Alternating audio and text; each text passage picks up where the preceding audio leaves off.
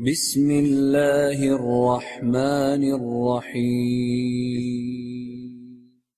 الحمد لله رب العالمين والصلاة والسلام على أشرف الأنبياء والمرسلين نبينا محمد وعلى آله وصحبه أجمعين أما بعد اللهم لا سهل إلا ما جعلته سهلا وأنت تجعل الحزن إذا شئت سهلا فسهل علينا أمورنا كلها واجعلها خالصة لوجهك الكريم حتى نلقاك بها يوم القيامة آمين آمين آمين. Ya Allah, il n'y a de facile que ce que tu rends facile. Et tu es certes capable de rendre et de faire en sorte que les choses qui sont à l'origine difficiles deviennent faciles. Facilite donc notre tâche et fais que toutes nos actions te soient exclusivement vouées jusqu'à te rencontrer accompagné de ces actes qui auront été accompli et fait sincèrement pour toi le jour dernier. Amin, amin, amin. Donc, ayyuha al-ikhwatul kiram, Inch'Allah, ce rappel a pour objectif et pour objet d'exposer un sujet qui est plus qu'important. Et dès lors qu'une personne a mal compris ce point-là, sans aucun doute, par après, il va en découler qu'il va se tromper sur un grand nombre de choses. Pourquoi ? Car se tromper dans une base va forcément mener à se tromper dans ce qui découle de cette base-là. Lorsque les racines sont mauvaises, les fruits seront mauvais. Et lorsque la racine est bonne, Inch'Allah, les fruits seront bons. Mais dès lors que l'on sait qu'une racine est mauvaise et qu'elle n'est pas stable et qu'elle n'est pas claire, forcément, ce qui va découler de cette racine-là sera mauvais et elle ne donnera pas de bons fruits. D'accord ? Donc, le but de ce cours est d'exposer une question qui est relative à la base de l'islam. La base est le fondement et la chose sans laquelle nul ne pourrait être musulman, et ce en aucun cas de figure.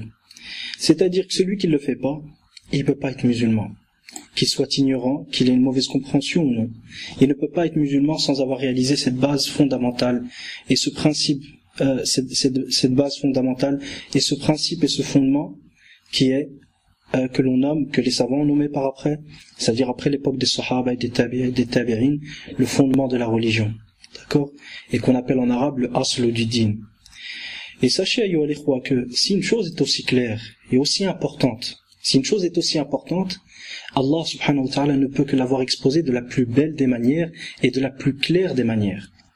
C'est pour ça qu'Allah Azza wa Jalla dans le Coran nous dit, dans Surat Al-Isra, وَكُلَّ شَيْءٍ فَصَّلْنَاهُ تَفْصِيلًا. Et toute chose, nous l'avons clairement exposée. Donc imaginez qu'Allah subhanahu wa ta'ala nous informe qu'il a exposé toute chose de la plus claire des manières. Pensez-vous après cela que Allah subhanahu wa ta'ala manquerait de ne pas exposer et montrer le principe fondamental sans lequel nul ne peut être musulman? Pensez-vous qu'Allah ne va pas le montrer et l'exposer de la plus claire des manières? Ça non, c'est pas possible. Donc, ce principe fondamental est forcément présent dans le Coran et dans la Sunna. Et de ce fait, retournons justement au verset du Coran et au hadith du prophète sallallahu alayhi wa sallam avec la compréhension des salaf salih, des pieux prédécesseurs, et lorsqu'on ramène un verset, on ramène le tafsir accompagné. Et dans le même moment, l'indication présente dans le verset doit être explicite et claire. Elle ne doit pas être une compréhension implicite. Et elle ne doit pas être une compréhension qui demande un effort de réflexion pour la comprendre. Pourquoi ? Parce que la base de l'islam n'a pas besoin d'autant d'efforts pour la comprendre. Tout le monde le comprend, le commun des musulmans. La personne intelligente, la personne qui l'est moins, le vieux, le jeune, la personne âgée, tout le monde peut le comprendre sans aucune exception. Le bédouin et autres, tout le monde peut le comprendre. À savoir que ce fondement de la religion, nous allons donc lire certains versets du Coran relatifs à ce fondement de la religion. Bien sûr, il ne vous échappe pas que l'un des versets les plus importants et les plus clairs pour savoir qu'est-ce que le fondement de la religion, c'est la parole d'Allah subhanahu wa ta'ala وَلَقَدْ بَعَثْنَا فِي كُلِّ أُمَّةٍ رَسُولًا أَنِ اعْبُدُوا اللَّهَ وَاجْتَنِبُوا الطَّاغُوتَ. Et certes, nous avons envoyé dans chaque communauté un messager pour leur dire adorez Allah et écartez-vous du tarout. فَمِنْهُمْ مَنْ هَدَى اللَّهُ وَمِنْهُمْ مَنْ حَقَّتْ عَلَيْهِ الضَّلَالَةُ فَسِيرُوا فِي الْأَرْضِ فَانظُرُوا كَيْفَ كَانَ عَاقِبَةُ الْمُكَذِّبِينَ. Certains d'entre eux, Allah les a guidés, et d'autres furent destinés à l'égarement. Parcourez donc la terre et regardez et observez comment fut la fin de ceux qui ont démenti, c'est-à-dire qui ont démenti nos versets, qui ont démenti Allah subhanahu wa ta'ala et ses prophètes alayhimus salatu wassalam. Ce verset-là nous montre que tous les prophètes, lorsqu'ils viennent vers leur peuple de mécréants, ils les appellent à une chose, en premier lieu, qui est adorez Allah et écartez-vous du tarout. Cette première chose à laquelle il les appelle, c'est ce qu'on appelle Asluddin, le fondement de la religion, le pilier principal de la religion. Et le pilier principal de la religion, sans laquelle nul ne peut rentrer dans cette religion.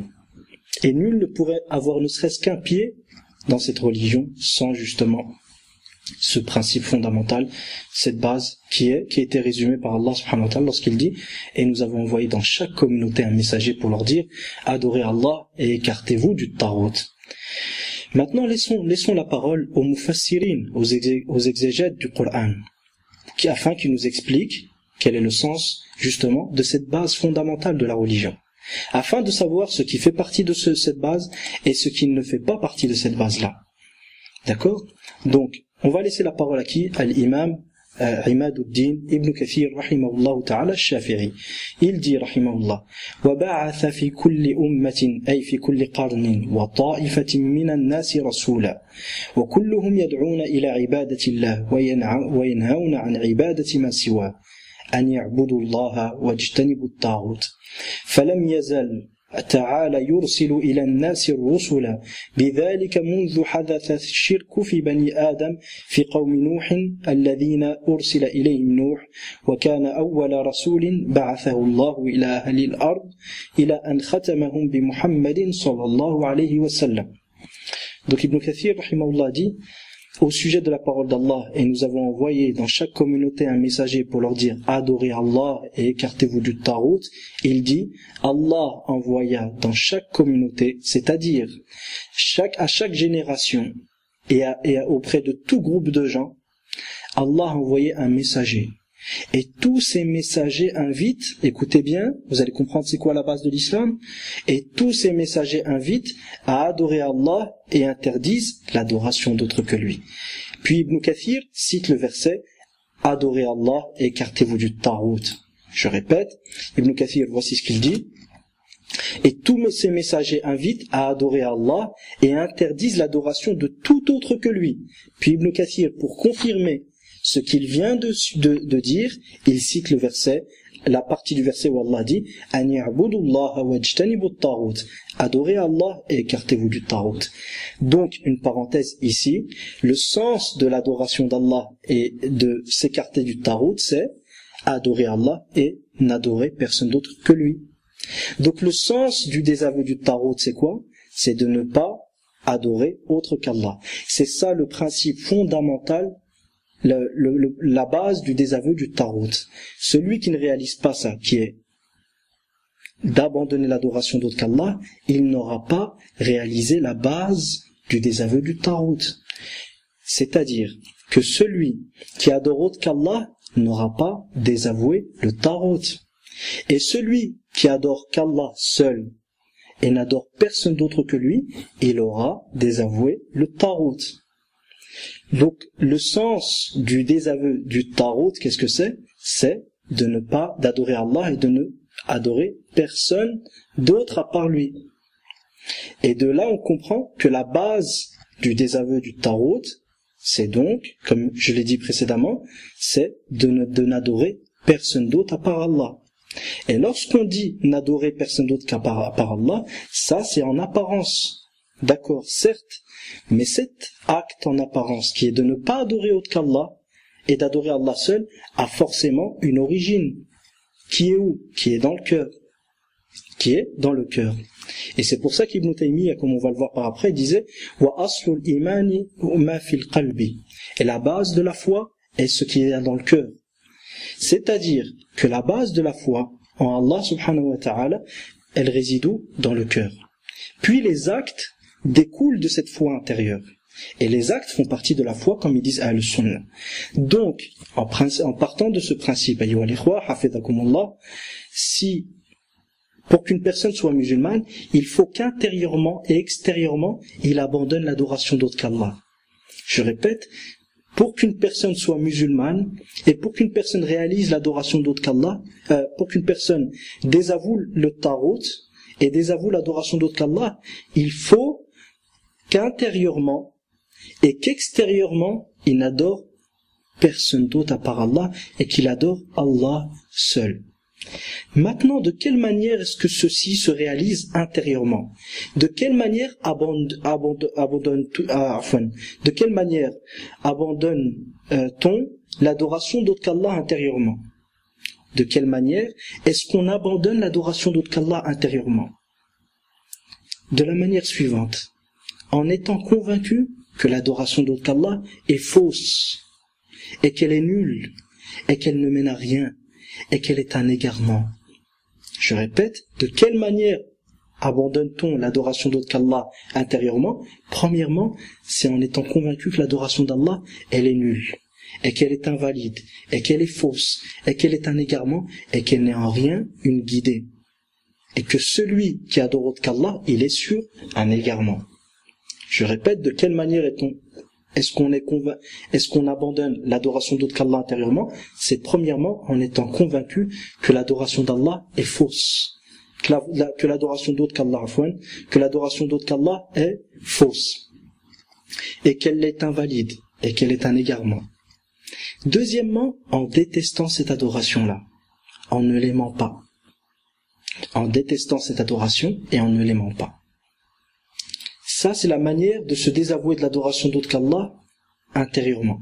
Et celui qui se désavoue de l'adoration d'autre qu'Allah intérieurement et extérieurement, il aura réalisé la base de l'islam. Je répète, intérieurement, comment se désavoue-t-on de l'adoration d'autre qu'Allah? C'est en étant convaincu que l'adoration d'autre qu'Allah, elle est fausse, en étant convaincu que c'est un égarement, et deuxièmement, en détestant cette adoration-là. De cette manière-là, on aura réalisé ce qu'on appelle les paroles et les actes du cœur. Les convictions du cœur et les actions du cœur. Les convictions du cœur et les actions du cœur. L'autre manière, et extérieurement, comment abandonne-t-on l'adoration d'autre qu'Allah? C'est en adorant Allah seul et en adorant personne d'autre à part Allah. Et extérieurement, comment abandonne-t-on l'adoration d'autre qu'Allah? C'est en n'adorant qu'Allah et en adorant personne d'autre à part Allah subhanahu wa ta'ala. Je répète, de quelle manière est-ce qu'en apparence on abandonne l'adoration d'autre qu'Allah et on désavoue le tarot? C'est en abandonnant l'adoration d'autre qu'Allah et en adorant Allah subhanahu wa ta'ala seul et unique. Je reviens à la parole d'Ibn Kathir, hafidhakumullah. Donc, Ibn Kathir dit, et nous avons envoyé dans chaque communauté un messager pour leur dire, adorez Allah et écartez-vous du tarot.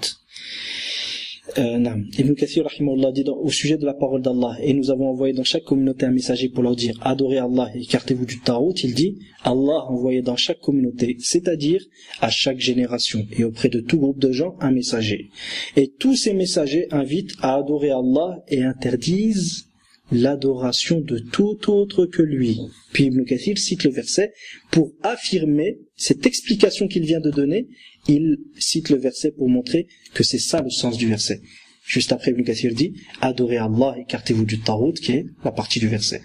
Puis Ibn Kathir dit une chose, écoutez bien, Allah n'a donc cessé d'envoyer aux gens des messagers pour leur transmettre ce message, et ce depuis que le shirk est apparu dans la descendance d'Adam alayhi salam, et plus particulièrement dans le peuple de Nuh, vers lequel il fut envoyé. Il est ainsi le premier messager qu'Allah envoya aux habitants de la terre jusqu'au dernier d'entre eux, qui est le sceau des prophètes Muhammad sallallahu alayhi wa sallam. Fin de citation. Donc on voit qu'ici, tous les prophètes, ils ont été envoyés pour dire aux gens quoi? Adorez Allah, écartez-vous du tarot.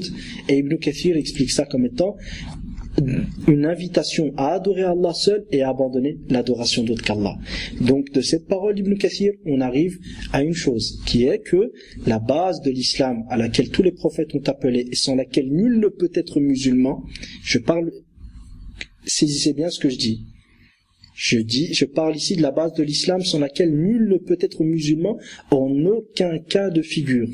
Cette base de l'islam, ce aslu du din, en ce sens précité qui est la chose sans laquelle nul ne peut être musulman, et ce en aucun cas de figure, cette base de l'islam et ce aslu du din est l'adoration d'Allah, et deuxièmement l'abandon de l'adoration de tout autre qu'Allah. D'accord. On revient à la parole d'Ibn Kathir, rahimahullah ta'ala. On revient à la parole de l'imam al-Qurtubi maintenant. Par rapport à la question, est-ce qu'il le takfir, ça on va le voir par après, Inch'Allah. D'accord? Le takfir de celui qui adore autre qu'Allah, ça on va le voir par après, et on va voir sa réelle place dans la religion, non pas comme le disent ni les laxistes, les murji'a, ni de l'autre côté les khawarij, qui ont exagéré et font preuve d'extrémisme sur cette question. L'imam al-Qurtubi rahimahullah dit dans le tafsir de la parole d'Allah subhanahu wa ta'ala وَلَقَدْ بَعَثْنَا فِي كُلِّ أُمَّةٍ رَسُولًا أَنْ يَعْبُدُوا اللَّهَ قال القرطبي رحمه الله أي بأن يعبدوا الله ووحدوه واجتنبوا الطاغوت أي اتركوا كل معبود دون الله كالشيطان والكاهن والصنم وكل من دعا إلى الضلال. Donc l'imam al-Qurtubi dit, et dans le tafsir de la parole d'Allah, et nous avons envoyé dans chaque communauté un messager pour leur dire adorez Allah. Il dit rahimahullah, c'est-à-dire adorez Allah et unifiez-le dans cette adoration, c'est-à-dire adorez Allah et unifiez-le dans cette adoration. Et écartez-vous du tarot. Et Al-Qurtubi dit, c'est-à-dire abandonnez tout ce qui est adoré en dehors d'Allah. Abandonnez tout ce qui est adoré en dehors d'Allah, tel que le shaitan, le voyant et les statues, et quiconque appelle les gens à l'égarement. Ici, il y a une parenthèse par rapport à la parole d'Ibn Kathir de l'imam Qurtubi. Il est important de préciser que ce n'est pas tout égarement qui est visé ici, mais l'égarement qui revient à adorer autre qu'Allah ou à délaisser l'adoration d'Allah subhanahu wa ta'ala. D'accord? Mais l'égarement qui est visé ici, c'est l'égarement qui revient à adorer autre qu'Allah ou à délaisser l'adoration d'Allah, ou encore à octroyer à autre qu'Allah ce que seul Allah mérite. D'accord? Ou encore à octroyer à autre qu'Allah ce que seul Allah mérite. Ça c'est une parenthèse et un commentaire par rapport à la parole d'Ibn Kathir de l'imam Qurtubi. Pourquoi? Parce que certaines formes d'égarement, telles que le fait de dire certaines formes d'égarement telles que par permettre le zawaj al-mut'a, le mariage temporaire. Ibn Abbas jusqu'à la fin de sa vie, il n'est pas revenu sur la permission du zawaj al-mut'a. Mais est-ce qu'on va dire qu'ici Ibn Abbas radiyallahu anhuma est visé par ce verset, est visé par les paroles d'Ibn Kathir, de l'imam Qurtubi, parce que l'imam Qurtubi dit et quiconque appelle les gens à l'égarement? Non, loin de là. Donc on voit que l'égarement dont il est question, c'est un égarement bien spécifique et non pas toute forme d'égarement.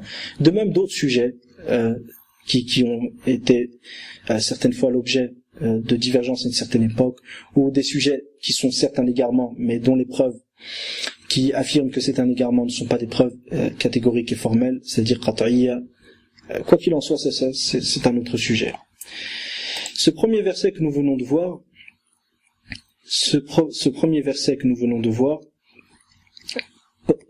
exprime justement cette chose ce principe qui est la base de l'islam. Nous allons parler d'un autre verset maintenant, c'est la parole d'Allah subhanahu wa ta'ala, وَالَّذِينَ اجْتَنَبُوا الطَّاغُوتَ أَن يَعْبُدُوهَا, et ceux qui s'éloignèrent de l'adoration du Tarout et sont revenus وَأَنَابُوا إِلَى اللَّهِ, ils sont revenus vers Allah. لَهُمُ الْبُشْرَى, ceux-là auront la bonne nouvelle. فَبَشِّرْ عِبَادٍ, annonce donc la bonne nouvelle à mes serviteurs. Ce verset montre que ceux qui réalisent les points cités dans le verset auront la bonne nouvelle. Or, vous savez tous, et il est clairement établi, que ne peut recevoir la bonne nouvelle qu'un croyant. Donc ceux dont il est question ici ont réalisé la base pour recevoir cette bonne nouvelle, qui est justement la base de l'islam. Donc, l'imam Ibn Kathir rahimahullah dit وَالَّذِينَ اجْتَنَبُوا الطَّاغُوتَ أَن يَعْبُدُوهَا, et ceux qui s'éloignèrent de l'adoration du Tarout, il dit وَقَوْلُهُ وَالَّذِينَ اجْتَنَبُوا الطَّاغُوتَ أي اجتنبوا عبادة كل ما عبد من دون الله من شيء. قال عبد الرحمن بن زيد بن أسلم عن أبيه والذين اجتنبوا الطاغوت أن يعبدوها نزلت في زيد بن عمرو بن نفيل وأبي ذر وسلمان الفارسي رضي الله تعالى عنهم والصحيح أنها شاملة لهم ولغيرهم ممن اجتنب عبادة الأوثان وأناب إلى عبادة الرحمن فهؤلاء هم الذين لهم البشرى في الحياة الدنيا وفي الآخرة فهؤلاء هم الذين لهم البشرى في الحياة الدنيا وفي الآخرة. Donc Ibn Kathir rahimahullah dit, et ceux qui fuirent l'adoration du Tarout, c'est-à-dire, écoutez bien ici, parce que un certain nombre de gens comprennent que s'éloigner du Tarout, qu'il faut s'écarter du Tarout pour être musulman. C'est vrai, mais ils ne savent pas que veut dire s'écarter du Tarout. Ils ne savent pas ce que veut dire s'écarter du Tarout. Et l'histoire que je vais vous citer ici, ce n'est pas une histoire, c'est pas une blague. C'est une véritable histoire qui est arrivée. Un frère me l'a raconté, il l'a vraiment vécu. Je vais vous citer cette histoire avant de continuer le reste pour que vous compreniez le danger de la mauvaise compréhension. Donc je vous explique. Il y avait un groupe de frères. Ce groupe de frères-là, ils avaient lu une parole d'Ibn al-Qayyim où il disait que toute personne qui invite à la désobéissance à Allah est un Tarout. Bon, c'est une parole qu'ils ont compris eux de cette manière-là d'Ibn al-Qayyim. D'accord. Qu'est-ce qui s'est passé? L'un d'entre eux avait son père qui l'invitait à raser sa barbe. D'accord?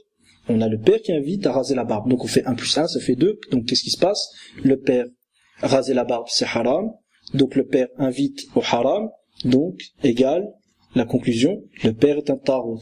D'accord. C'est déjà grave d'en arriver à cette conclusion, hein. Mais regardez ce qui va aller par après, ça va être encore pire. Ce père tombe malade et va à l'hôpital. Le fils, par bienfaisance envers le père, il compte lui rendre visite.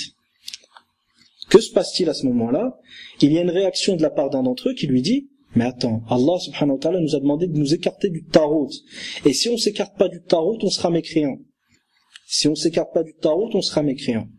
Parce qu'on n'aura pas réalisé la base de l'islam qui est de s'écarter du Tarout.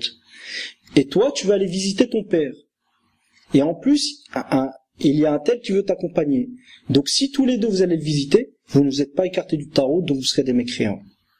Et wallah, cette histoire, elle est arrivée. Et que c'est pas une histoire que je raconte juste pour aggraver la chose. C'est une histoire qui est vraiment arrivée. Donc à la suite de ça, ils ont tout de même été visiter le père. Et en sortant, donc par après, la personne les accusait de mécréants parce qu'ils ne sont pas désavoués du Tarout.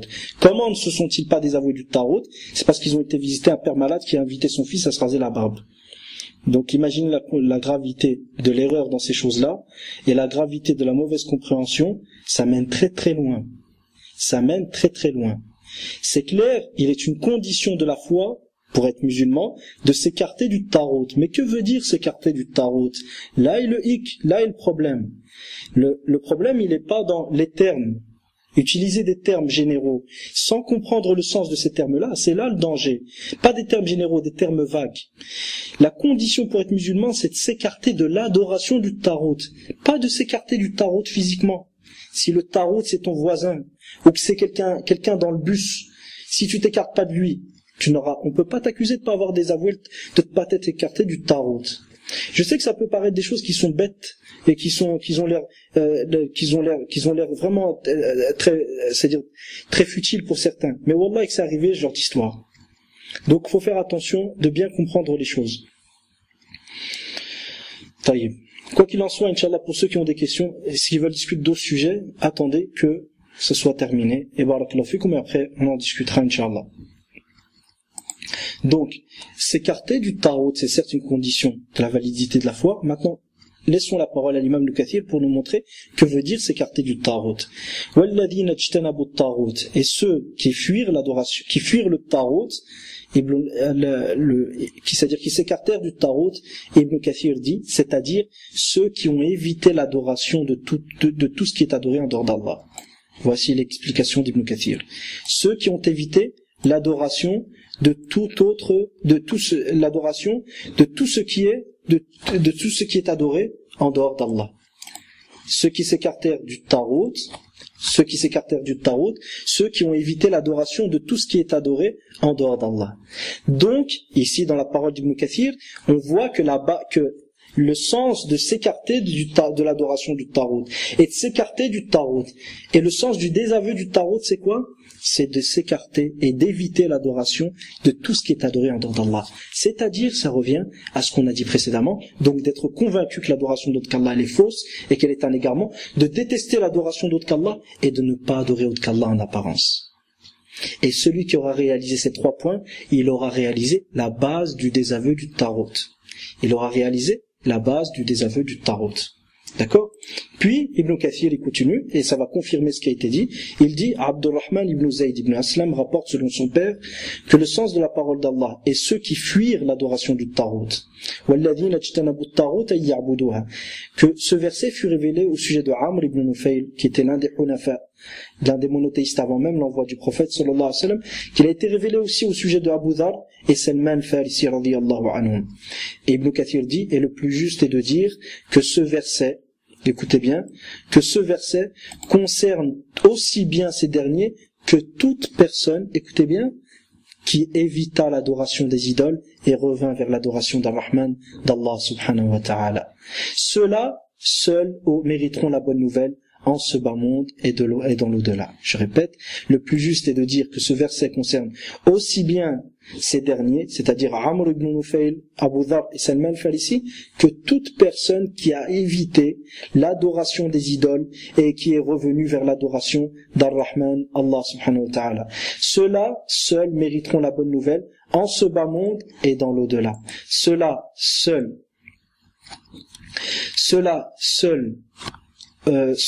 mériteront la bonne nouvelle en ce bas monde et dans l'au-delà. Donc, fin de citation des paroles d'Imam Ibn Kathir, rahimahullah. Ici, Inch'Allah, barakallahu fikum, pour la personne qui continue à parler d'un sujet bien particulier, j'ai dit que on en discutera à la fin, donc soit si tu veux bien te tenir correctement, sinon, Inch'Allah, si vous pouvez lui mettre un raid, barakallahu fik. Je continue. Donc, dans la parole d'Ibn Kathir, il dit, le plus juste est de dire que ce verset concerne aussi bien ces derniers que toute personne qui évita l'adoration des idoles et qui revint vers l'adoration d'Ar-Rahman, d'Allah subhanahu wa ta'ala. Donc le sens du désaveu du Tarout, c'est quoi? La base du désaveu du Tarout, c'est quoi? C'est d'abandonner l'adoration d'autres qu'Allah subhanahu wa ta'ala. La base du désaveu du Tarout, le sens du désaveu du Tarout sans lequel nul ne peut être musulman est d'abandonner et d'éviter l'adoration d'autre qu'Allah. Je répète, le sens du désaveu du Tarout sans lequel nul ne peut être musulman est d'abandonner l'adoration d'autre qu'Allah et de n'adorer qu'Allah subhanahu wa ta'ala. Et ça, vous le voyez clairement dans les paroles des gens de science, et ce n'est pas une compréhension personnelle. Ce n'est pas une pure déduction de ma part, ni une compréhension personnelle, comme vous pouvez le voir de vos propres yeux, et vous pouvez l'entendre de vous-même. D'accord? On continue avec la parole de l'imam al-Qurtubi sur ce même verset. L'imam al-Qurtubi rahimahullah dit وَالَّذِينَ اجْتَنَبُوا الطَّاغُوتَ أَن يَعْبُدُوهَا قال الأخفش الطاغوت جمع ويجوز أن تكون واحدة مؤنثة وقد تقدم أي تباعد أي والذين اجتنبوا الطاغوت أن يعبدوها أي تباعدوا من الطاغوت وكانوا منها على جانب فلم يعبدوها إلى أن قال تقديره والذين اجتنبوا عبادة الطاغوت وأنابوا إلى الله أي رجعوا إلى عبادته وطاعته انتهى كلامه رحمه الله تعالى. Donc l'imam al-Qurtubi dit, et ceux qui s'écartèrent de l'adoration du Tarout. Il dit, Al-Akhfash a dit, At-Tarout est ici un pluriel. Il est possible que ce soit un singulier féminin, ce qui a déjà précédé, donc il avait déjà expliqué ça auparavant. Le sens de ce verset, ceux qui s'éloignèrent du Tarout, se retrouvant sur un flanc opposé, le sens du verset est ceux qui s'écartèrent de l'adoration du Tarout. Le sens c'est ceux qui s'éloignèrent du Tarout, se retrouvant sur un flanc opposé, ce qui se traduit par le fait qu'ils ne l'aient pas adoré. Regardez bien, ceux qui s'éloignèrent de l'adoration du Tarout, c'est-à-dire le sens ceux qui s'éloignèrent du Tarout, se retrouvant sur un flanc opposé, ce qui se traduit par le fait qu'ils ne l'aient pas adoré. Ce qui se traduit par le fait qu'ils ne l'aient pas adoré. Et pour confirmer ce sens que je viens le sens que je viens de donner aux paroles de l'imam Qurtubi, c'est-à-dire cette traduction, regardez ce qu'il dit juste après Al-Qurtubi. Wa taqdiruhu. Le sens de ce verset est donc le suivant. Et ceux qui s'éloignèrent, qui s'écartèrent de l'adoration du Tarout et sont revenus vers Allah, c'est-à-dire sont revenus vers l'adoration d'Allah et son obéissance. Ceux-là, ils auront la bonne nouvelle et annoncent donc la bonne nouvelle à mes serviteurs. Ceux-là auront la bonne nouvelle et annoncent donc la bonne nouvelle à mes serviteurs. Le sens de ce verset est donc le suivant. Et ceux qui s'écartèrent de l'adoration du Tarout. Donc, quel est l'écartement du Tarout, qui est une condition de la validité de la foi et sans lequel nul ne pourrait être musulman? C'est de s'écarter de l'adoration du Tarout. Et on a expliqué auparavant comment s'écarter de l'adoration du Tarout, c'est en apparence et intérieurement. Comment s'écarter du Tarout, de l'adoration du Tarout intérieurement? C'est en étant convaincu qu'elle est fausse, qu'elle est nulle, qu'elle est invalide, qu'elle est un égarement. Et deuxièmement, de la détester, de la répugner, de ne pas s'y apaiser. D'accord? Et en apparence, comment s'écarter de l'adoration du Tarout? C'est en ne l'adorant pas. En n'adorant pas autre qu'Allah subhanahu wa ta'ala. En adorant qu'Allah tabaraka wa ta'ala. Donc comment tu pourras désavouer le Tarout? Quel est le point sans lequel nul ne peut être musulman? Quel est le point dans le désaveu du Tarout sans lequel nul ne peut être musulman? C'est d'être convaincu que l'adoration d'autre qu'Allah est fausse, que c'est un égarement, de l'abandonner, de la détester, et enfin de l'abandonner extérieurement, que tu n'adores qu'Allah subhanahu wa ta'ala seul, et que tu n'adores personne d'autre à part Allah. Si tu as réalisé ces 3 points-là, tu auras réalisé la base de l'islam. Puis on va voir le takfir du Tarout, quelle est sa fonction. C'est une obligation du désaveu, c'est une obligation qu'Allah subhanahu wa ta'ala nous a prescrit. Le takfir du Tarout et le takfir des alliés du Tarout et de ceux qui adorent le Tarout est une obligation, mais ce n'est pas un pilier fondamental dans la base de l'islam. Pourquoi je dis ça? Parce que si vous voyez tous ces versets-là, où est le takfir ici? Où est le takfir dans tous les versets qu'on a pu voir? Où est le takfir du Tarout? Où est le takfir des alliés du Tarout? Si quelqu'un dit maintenant, oui mais c'est sous-entendu, on lui dit non, c'est pas comme ça que les choses se font dans la religion.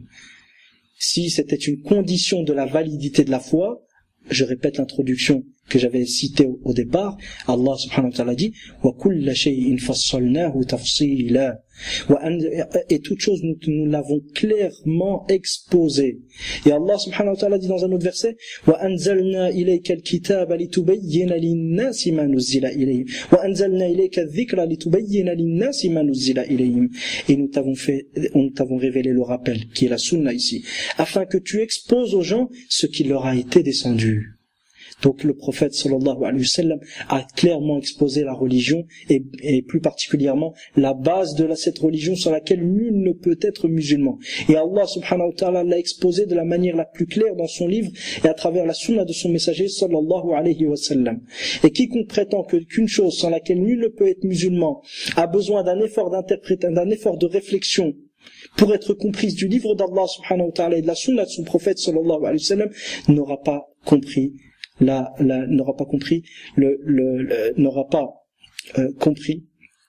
qu'Allah subhanahu wa ta'ala a voulu de ses serviteurs et n'aura pas compris la grandeur de cette charia et la facilité avec laquelle elle est venue. Allah subhanahu wa ta'ala nous dit ma ja'ala lakum fid din min haraj. Allah subhanahu wa ta'ala ne vous a établi dans la religion aucune difficulté. Allah ne vous a établi dans la religion aucune gêne. Allah ne vous a établi dans la religion aucune gêne. Et ayyuha al-ikhwa, j'en appelle à votre bon sens. Pensez-vous qu'il y ait une gêne plus grande que celle qui revient à ne pas comprendre la base même de son islam? Pensez-vous qu'il y a une gêne plus grande que d'être perdu dans la compréhension de la base même de son islam, même avec toute la bonne volonté, et que cette base, pour qu'elle soit comprise, même en lisant le livre d'Allah subhanahu wa ta'ala, n'est pas claire? Et que lorsqu'on lit les versets sur le désaveu du Tarout et qu'on lit les versets sur la base de l'islam, cette chose-là n'est pas clairement exposée. Pensez-vous que ça peut être le cas? Non, jamais. On continue, Inch'Allah, wa l'ikhwa. Al-Imam Ibn Kathir, donc, on a lu certains versets. Maintenant, pour comprendre que ce que je vous ai dit maintenant n'est pas le fruit de ma pensée, je vais laisser la parole après ces grands imams je vais laisser la parole à Cheikh l'Islam Ibn Taymiyyah rahimahullah ta'ala. Et je vais citer un certain nombre de citations, je vais rappeler un certain nombre de citations dans le but de quoi? Dans le but de montrer que ce n'est pas qu'une fois qu'Ibn Taymiyyah va décrire la base de l'islam comme étant l'adoration d'Allah seul et l'abandon de l'adoration de tout autre qu'Allah. Mais c'est à plusieurs reprises. D'accord.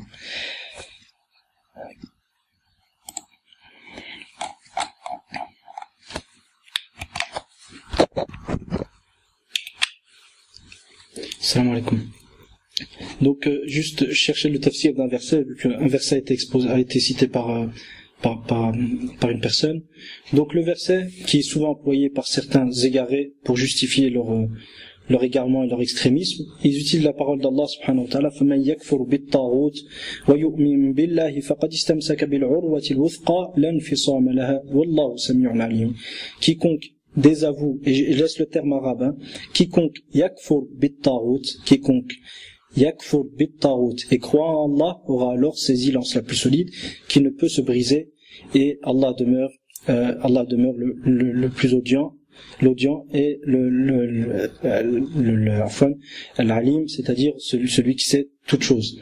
Donc on va voir ce que l'imam Ibn Kathir dit, et on va voir les autres tafasirs pour voir est-ce que il y a la notion du takfir du taghut ici, et quel est le sens du kufr bit taghut, du désaveu du taghut dans ce verset. Ibn Kathir rahimahullah dit: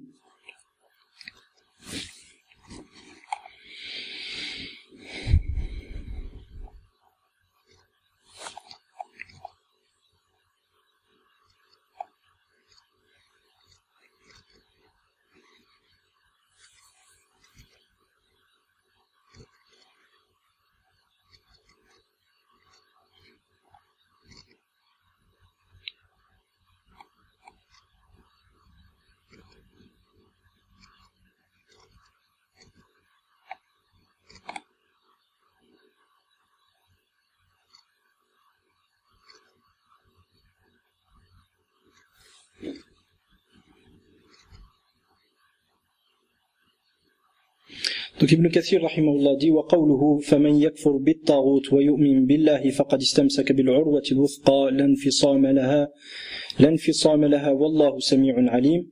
أي من خلع الأنداد والأوثان وما يدعو إليه الشيطان من عبادة كل ما يعبد من دون الله ووحد الله فعبده وحده وشهد أن لا إله إلا الله وشهد أن لا إله إلا هو فقد استمسك بالعروة الوثقى أي فقد ثبت في أمره واستقام على الطريقة المثلى والصراط المستقيم.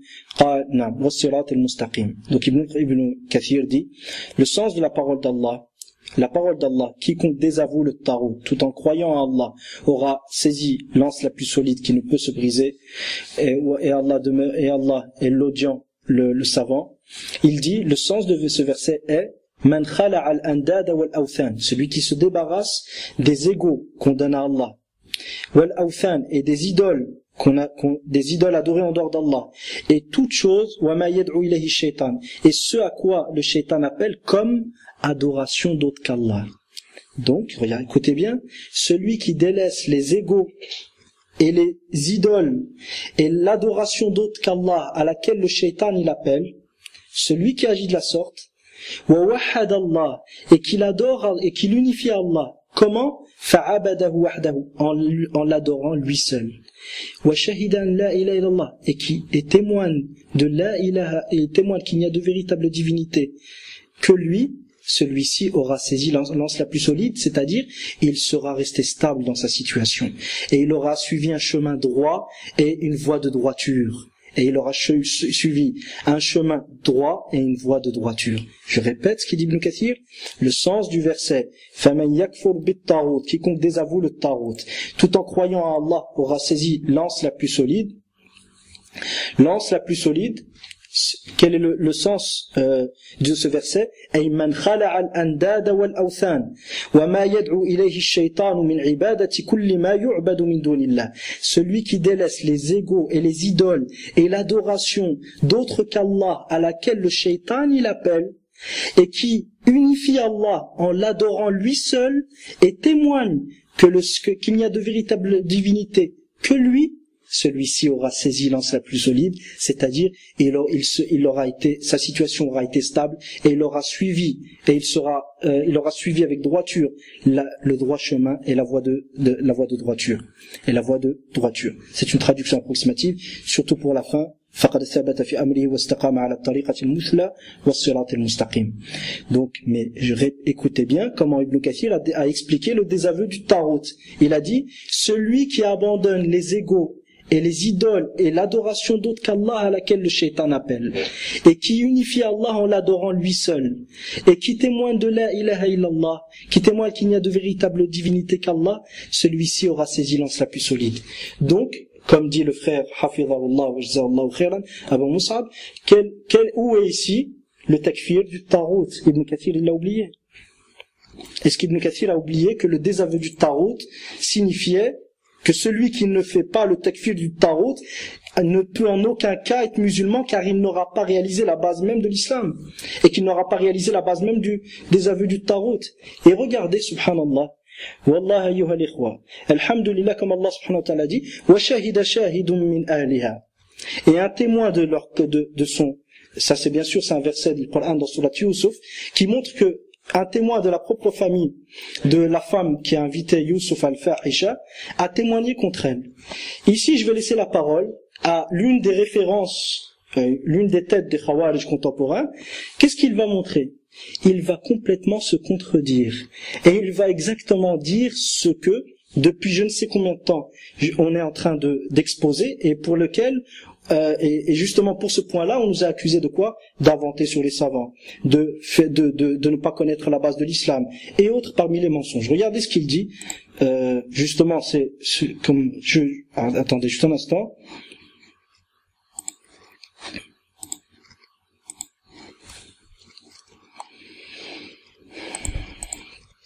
Voilà. Dernièrement, bien sûr, les Khawarij, comme toutes les sectes égarées, ils se divisent entre eux. Donc bien sûr, ils vont se diviser entre eux et ils vont se combattre entre eux. Et l'un des sujets qui a fait rage entre eux, c'est le vote blanc. Donc pour justement montrer que l'un des groupes qui est un peu plus modéré que l'autre veut montrer que l'autre groupe qui rend mécréant celui qui vote blanc, et celui qui ne rend pas mécréant celui qui vote blanc, ils les rendent mécréants. Donc ils en sont arrivés à dire une chose. Et s'il vous plaît, barakallahu fikum, dites-moi quelle est la différence entre ce qu'ils disent et ce que je viens de dire auparavant, et ce que les frères du Manhaj al-Sahih, ils disent depuis un moment. Vous voyez, cherchez juste une différence, Inch'Allah. Donc je vais leur laisser la parole, juste un instant.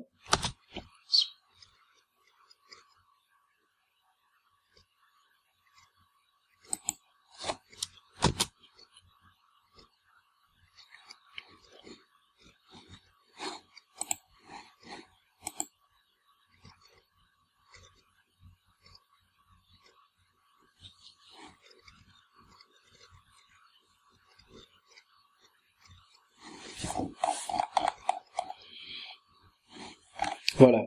Donc, regardez, ils disent, je vais lire depuis le départ, et je vous laisse Inch'Allah, apprécier le contenu. Ils disent la réalité du vote blanc. Étant donné que certaines personnes sont tombées dans l'exagération, rendant mécréant celui qui vote blanc dans un cas de nécessité, ainsi que tous ceux qui ne le rendent pas mécréant, il est nécessaire d'expliquer la réalité du vote blanc. Nous demandons à Allah de nous aider à combattre toutes sortes de laxisme et d'exagération dans l'islam. Amin. Nous demandons à Allah de nettoyer les cœurs de ces personnes, de les préparer à l'acceptation de la vérité et de les sortir de l'exagération dans le takfir. Amin. Et il n'y a pas de divergence entre nous quant au fait que la démocratie est un tarot. Et il n'y a pas de divergence entre nous quant à la mécréance de celui qui met en place un législateur ou un juge en dehors d'Allah. Il n'y a pas de divergence entre nous quant à la mécréance de celui qui met en place une loi autre que celle d'Allah.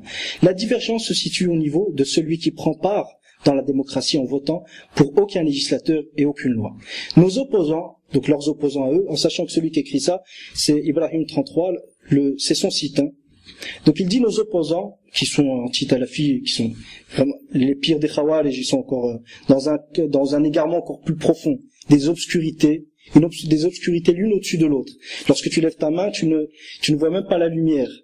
Et tu ne distingues rien. Ils disent, nos opposants prétendent qu'une telle personne a commis le grand polythéisme, la mécréance majeure, la grande mécréance qui expulse son auteur de l'islam, et que celui qui ne la rend pas mécréante est lui aussi un mécréant qui ne connaît pas l'islam. Nous disons, donc Ibrahim 33, nous disons que le fondement du désaveu du Tarout est le désaveu du shirk dans la seigneurie, l'adoration, les noms et les attributs. Écoutez bien. Et bien sûr, faut pas oublier que ça, depuis plus d'un an, je le répète, walillahi alhamd, grâce à Allah, et on m'a dit que, on nous a accusés de falsifier les paroles des savants et de ne pas connaître la base de l'islam. Regardez ce qu'ils en arrivent à dire eux-mêmes. Nous disons que le fondement du désaveu du Tarout est le désaveu du shirk dans la seigneurie, l'adoration et les noms et les attributs. Allah a dit, quant à ceux qui s'écartent de l'adoration du Tarout et reviennent à Allah, à eux la bonne nouvelle, annonce la bonne nouvelle aux croyants. Et ils continuent, ils disent quoi? Celui qui s'écarte de l'adoration du Tarout aura accompli le fondement de l'islam. Celui qui s'écarte du shirk aura accompli le fondement de l'islam. Où se situe le shirk de celui qui ne vote pour personne tout en prenant part dans un rite mécréant? Puis après il développe bien sûr cette question qui est le vote blanc. Maintenant je reprends juste ce qui a été dit. Je répète ce qu'il vient de dire, et c'est exactement ce qu'on ne cesse de dire, bifadlillah. Ils disent, nous disons que le fondement du désaveu du Tarout est le désaveu du shirk dans la seigneurie, l'adoration, les noms et les attributs. Et ils prennent l'argument, le verset qu'on a cité précédemment, en sachant que ce que je viens de vous lire maintenant, ce cours avait été fait il y a 1 an quasiment. Ce cours que je viens de vous lire maintenant a été fait il y a 1 an. Et malgré ça, ils en arrivent à ces conclusions-là aujourd'hui, malgré que ces choses-là qu'ils sont en train de dire, on les a dit depuis je ne sais combien de temps et on a été accusés d'être des égarés. Alors que ils en arrivent avec le temps, à force de divergence entre eux, à des conclusions qui sont pareilles, mais bien sûr ils se rendent pas compte en fait. Faut pas croire qu'en fait ils sont revenus vers la vérité. Non, ils se rendent pas compte de ce qu'ils sont en train de dire, mais ils prononcent et ils témoignent de la vérité sans s'en rendre compte. Ils prononcent et témoignent de la vérité sans se rendre compte, car malgré eux, ils sont obligés d'arriver dans certains cas de figure à témoigner de la vérité. Et ils sont obligés de revenir à cette chose que les savants ont exposée, qui est que la base de l'islam, c'est l'abandon de l'adoration d'autre qu'Allah et l'adoration d'Allah seul. C'est ça, cette base dans laquelle nul ne peut être musulman. Quant aux autres points qui ont été mentionnés par certains savants, tels que le takfir des mouchriquines ou l'alliance aux croyants, c'est des implications. Ce n'est pas des piliers dans le takfir, dans le asl du din. Donc je répète ce qu'il a dit. Nous disons que le fondement du désaveu du Tarout est le désaveu du shirk dans la seigneurie, l'adoration, les noms et attributs. Dans la seigneurie, l'adoration, les noms et attributs. Et puis il prend pour argument la parole d'Allah subhanahu wa ta'ala. Et quant à ceux qui s'écartent de l'adoration du Tarout et reviennent à Allah, à eux la bonne nouvelle, annonce la bonne nouvelle aux croyants. Puis il dit, celui qui s'écarte de l'adoration du Tarout aura accompli le fondement de l'islam. Et c'est exactement ce qu'on dit. On n'a rien inventé. Ces choses-là sont claires, on a cité les versets, et bien sûr je vais vous citer les paroles d'Ibn Taymiyyah qui vont suivre. Mais j'ai juste voulu citer ce point-là pour montrer que, comme il dit Allah subhanahu wa ta'ala, wa shahida shahidun min ahliha, et une personne de sa propre famille, de son propre clan, a témoigné contre elle. Donc ici, une personne de leur propre clan, de leur propre groupe, de leur propre secte, des Khawarij, témoigne contre eux. Et il dit donc, celui qui s'écarte de l'adoration du Tarout aura accompli le fondement de l'islam. Puis continue, celui qui s'écarte du shirk aura accompli le fondement de l'islam. Et qu'est-ce qu'a-t-on dit de différent à ce qui a précédé? Qu'a-t-on dit de différent à ce qui a précédé? Pour qu'on nous accuse de ne pas connaître la base de l'islam. Ces gens en arrivent à la même conclusion. Quoi qu'il en soit, on va continuer, Inch'Allah, en citant les paroles d'Ibn Taymiyyah, mais je tenais tout de même à vous lire cette nouveauté de la part de ces gens. Alhamdulillah, la vérité apparaîtra tôt ou tard. La vérité apparaîtra tôt ou tard. Ça, faut pas s'inquiéter. Wa kana haqqan alayna nasrul mu'minin. Allah subhanahu wa ta'ala dit, et on sait, Allah subhanahu wa ta'ala s'est juré, haqqan alayna, Allah s'est engagé, Allah subhanahu wa ta'ala a pris l'engagement, si je peux me permettre de dire ça, parce que le terme haqq, Allah n'a pas de droit, il n'y a pas de créatures qui ont un droit sur Allah. Mais Allah se jure de faire une chose. Donc le sens du verset serait plutôt, je retire le terme engagement, serait, et nous nous sommes jurés de donner victoire aux croyants. et nous nous sommes jurés de donner victoire aux croyants. Donc la vérité va triompher tôt ou tard. Donc les paroles d'Ibn Taymiyyah, ayyuha al-ikhwa, hafizakumullah,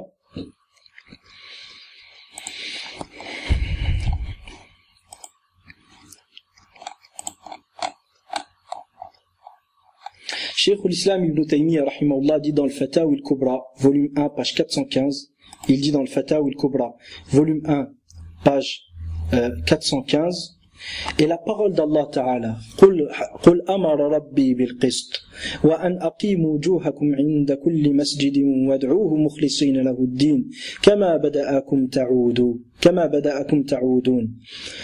Et la parole d'Allah Ta'ala dit, mon Seigneur a commandé al-qist, l'équité, que votre prosternation soit exclusivement pour lui, et invoquez-le en lui vouant un dîn, une soumission exclusive. De même qu'il vous a créé, vous retournerez à lui. Ibn Taymiyyah dit, Allah ordonna avec l'équité, le tawhid qui désigne, Allah a ordonné avec l'équité, le tawhid qui désigne l'adoration d'Allah seul, sans aucun associé. Ce qui représente, c'est-à-dire ce tawhid qui est l'adoration d'Allah seul, sans lui donner d'associé, ce qui représente le asl du din, le fondement de la religion, et son opposé est le péché qui ne peut être pardonné. Et son opposé est le péché qui ne peut être pardonné.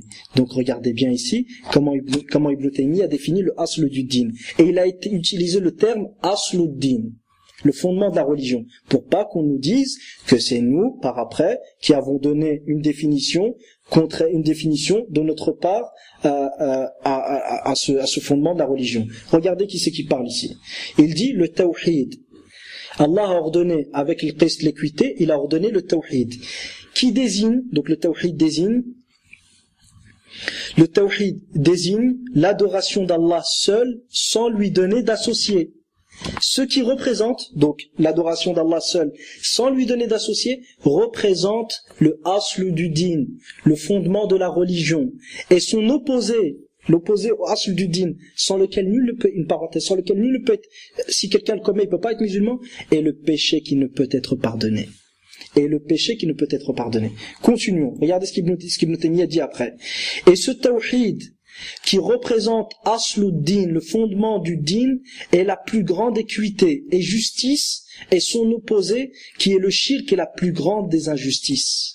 Et son opposé, qui est le shirk, est la plus grande des injustices. Je répète, et regardez bien, et ce tawhid, que Ibn Taymiyyah a défini avant, regardez comment il a défini le tawhid, adorer Allah et abandonner le shirk. Et ce tawhid qui représente le asl du din, le fondement du din de la religion, est la plus grande équité et la plus grande justice, et son opposé qui est le shirk est la plus grande des injustices. Et son opposé qui est le shirk est la plus grande des injustices. Donc regardez bien, quel est le asl du din sans lequel nul ne peut être musulman pour Ibn Taymiyyah. Regardez bien. Je répète les références. Al-Fatawa al-Kubra d'Ibn Taymiyyah, volume 1, page 415. Continuons avec Cheikh l'Islam Ibn Taymiyyah, rahimahullah, et laissons-lui la parole pour nous exposer la base de l'islam sans laquelle nul ne peut être musulman, et voir est-ce qu'on forge des choses sur les savants, ou est-ce que le problème vient des opposants parmi les extrémistes. Regardez ce qu'il dit.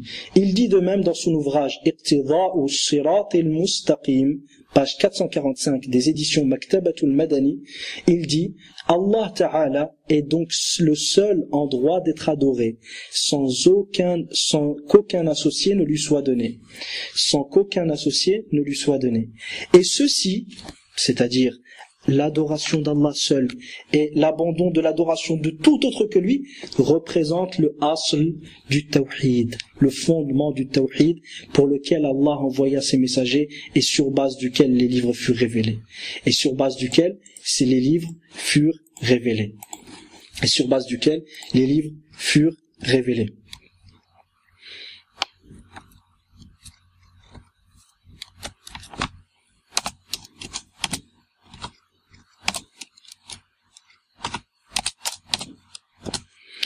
Donc, Allah Ta'ala est donc le seul en droit d'être adoré sans qu'aucun associé ne lui soit donné. Et ceci représente le asl, le fondement du tawhid pour lequel Allah envoya ses messagers et sur base duquel les livres furent révélés.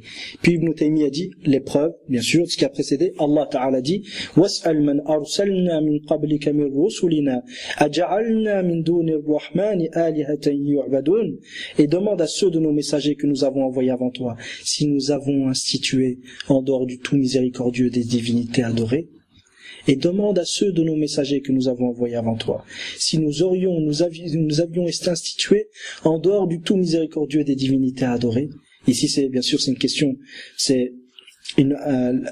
à la fin, c'est une question, mais bien sûr, le but, c'est le blâme, et que ceci n'a jamais été, Allah n'a jamais demandé d'adorer autre que lui.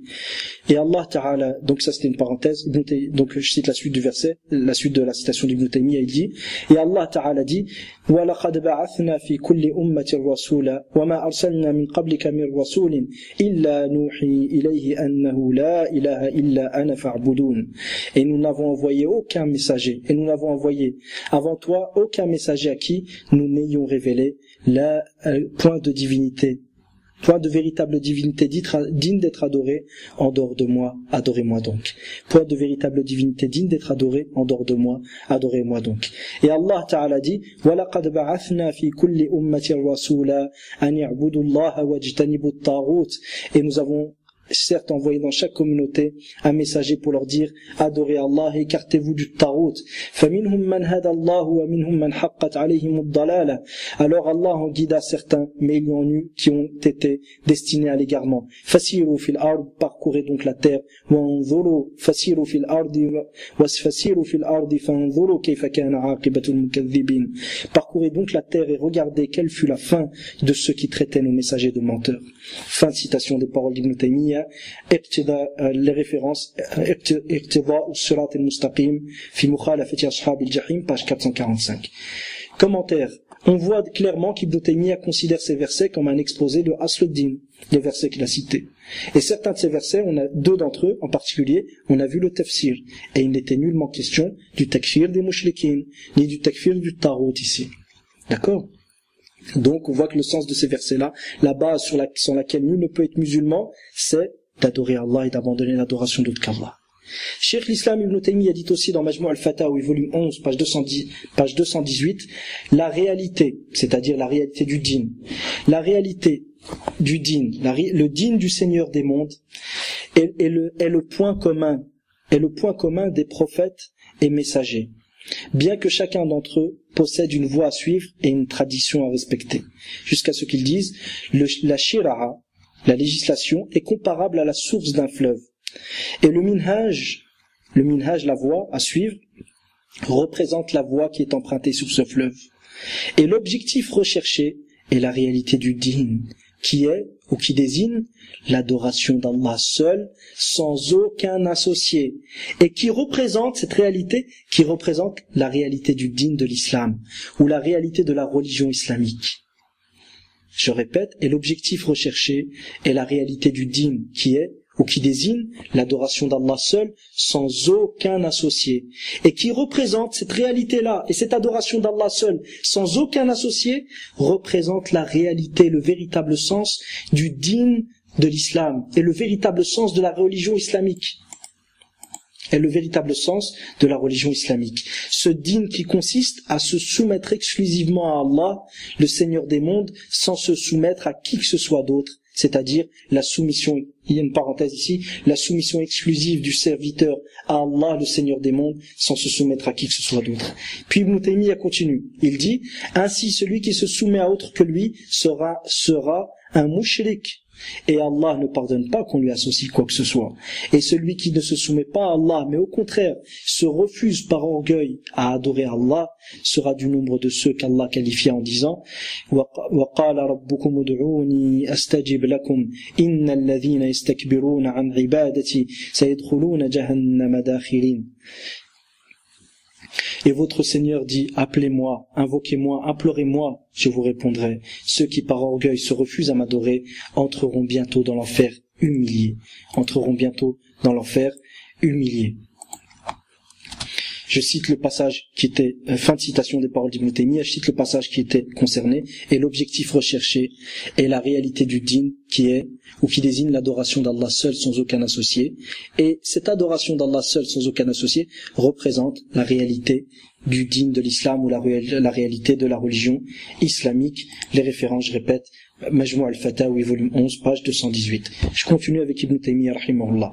Il dit, Cheikh l'Islam, dans son ouvrage Iqtida as-Sirat al-Mustaqim, cette fois-ci page 454, il dit, et du fait que le asl du din, et du fait que le fondement de la religion, qui est le din de l'islam, soit le même, bien que ces législations puissent différer, le prophète sallallahu alayhi wa sallam dit dans le hadith sahih, nahnu ma'ashirul anbiya dinuna wahid wa nahnu ikhwatun li'allat. Nous autres prophètes, notre din, notre religion est la même. Notre din est le même, et les prophètes sont frères d'un même père et de mères différentes. Et d'entre les gens, je suis le plus en droit du fils de Maryam, c'est-à-dire d'Ibn Maryam, de Isa alayhi salam. Il n'y a entre lui et moi aucun prophète. Je répète le hadith qu'Ibn Taymiyyah a cité, rahimahullah, nous autres prophètes, notre din est le même.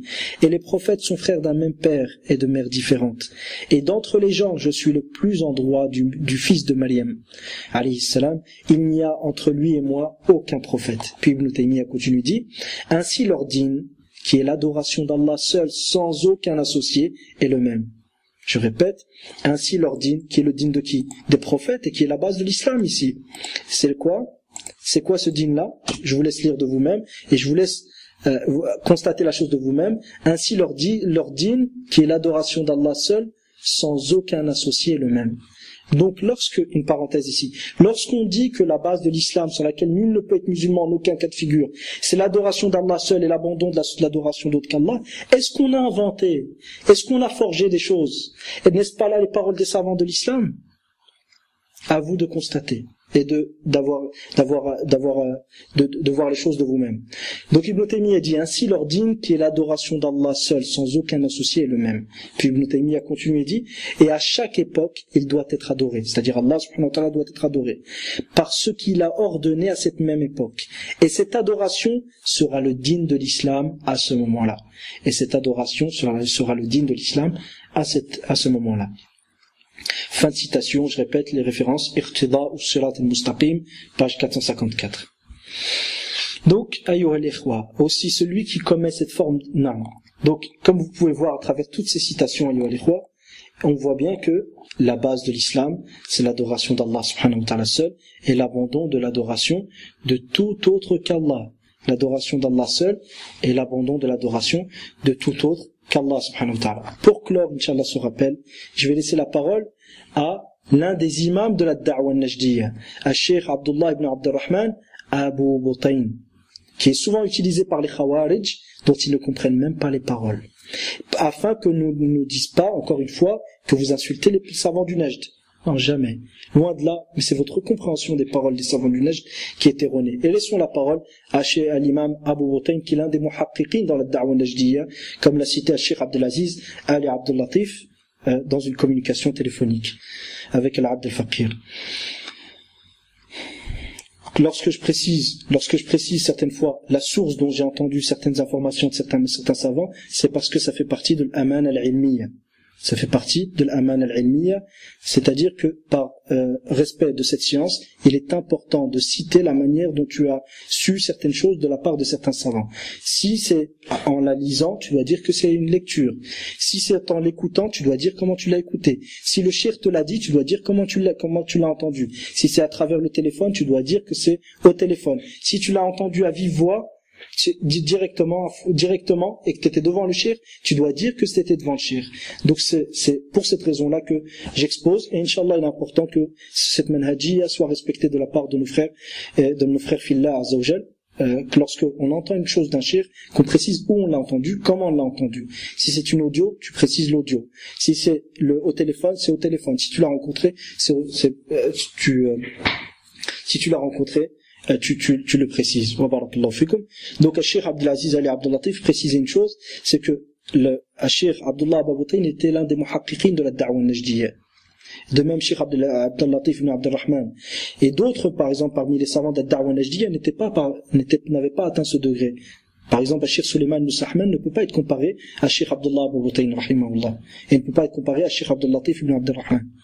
D'accord? Et ça, c'était les paroles, entre autres, c'est-à-dire ce que j'ai pu retenir de la parole du Cheikh, mais il avait précisé justement que, par exemple, Cheikh Suleiman Nusahman n'était pas l'un des muhaqqiqin dans la Da'wa al-Najdiya, et c'est-à-dire qu'il n'a pas atteint un niveau, je sais pas comment traduire at-tahqiq, si un frère pourrait le faire, Inch'Allah barakallahu fikum. Quoi qu'il en soit, Cheikh Abdullah Abu Butayn, regardez ce qu'il dit. Et on va clore par ce point-là.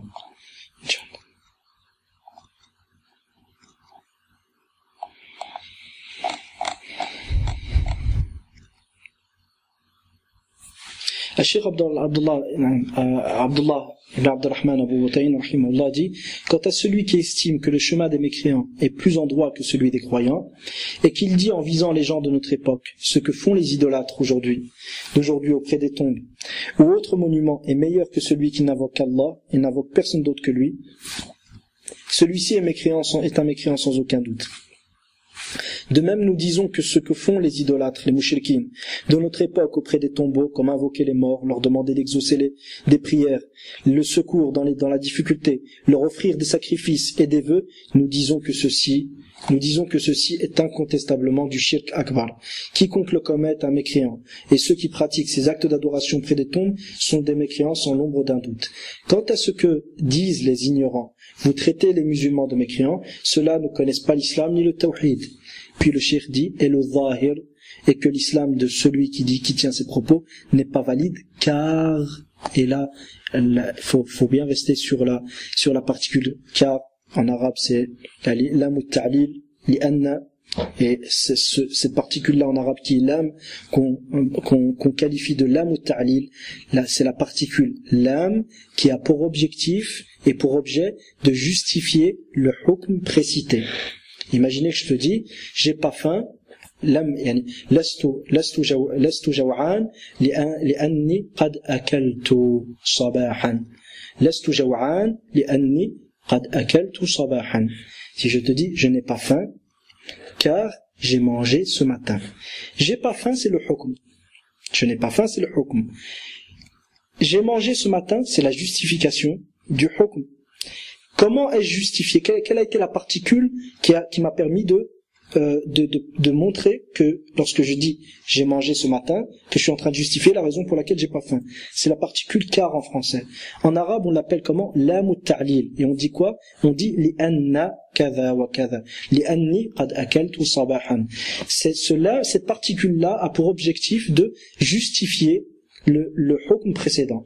Donc, le Cheikh Abdullah Abu Butayn dit, et le zahir, et ce qui apparaît, et ce qui est clair, est que l'islam de celui qui tient ses propos n'est pas valide, car, regardez bien, et là on va montrer pourquoi à cette époque il considérait que ces gens n'étaient pas musulmans, car s'ils ne condamnent pas ces choses que font les mouchriquines aujourd'hui, et n'y voient aucun mal, ils ne sauraient alors être musulmans. Car s'ils ne condamnent pas ces choses que font les mouchriquines aujourd'hui, et n'y voient aucun mal, ils ne sauraient être musulmans. Ils ne sauraient être musulmans. Donc le cheikh ici, il montre que la raison pour laquelle la personne qui ne fait pas le takfir des mouchriquines n'a pas réalisé la base même de l'islam, c'est quoi? C'est qu'il ne voit pas de mal dans le shirk. Et celui qui ne voit pas de mal dans le shirk, qui voit que le shirk est permis, il n'a pas réalisé la base de l'islam qui est, ce qu'on a cité précédemment, l'adoration d'Allah seul et l'abandon de l'adoration de tout autre qu'Allah. Car on avait expliqué que l'abandon se fait par quoi? Je vous pose la question, Inch'Allah, j'attends votre réponse pour voir est-ce que vous avez suivi barakallahu fikum. Comment se fait l'abandon? Comment se fait l'abandon de l'adoration d'autre qu'Allah? On avait cité 3 choses auparavant et au début du cours. J'attends, Inch'Allah, votre intervention, votre réponse, barakallahu fikum.